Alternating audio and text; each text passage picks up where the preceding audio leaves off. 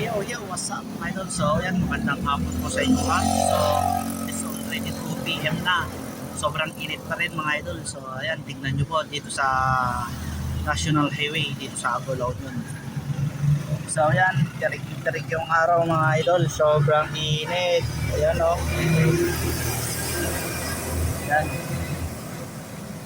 So, ayan, nakita nyo naman mga idol, sobrang tirik yung araw, sobrang init pa rin mga idol. Ang hirap ng ganitong panahon, yung sobrang init, hirap sa biyahe, tapos wala man lang masyadong kahangin-hangin mga idol. So yan, sa mga kapwa ko tricycle driver dyan, mag-ingat tayo palagi sa ating pagmamaneho, at higit sa lahat, huwag po natin kakalimutan magbaon ng tubig na ating iinumin, kasi para iwas na rin po tayo sa heat stroke at iwas na rin sa high blood. Kaya dapat sagana sa tubig ng ating katawan, kaya palagi tayong may dala-dalang baon na tubig, kahit na 1 liter o 2 liters na tubig mga idol. Kaya yan, sa mga kapwa kong tricycle driver, mag-ingat po tayong lahat palagi, at God bless po sa inyo lahat.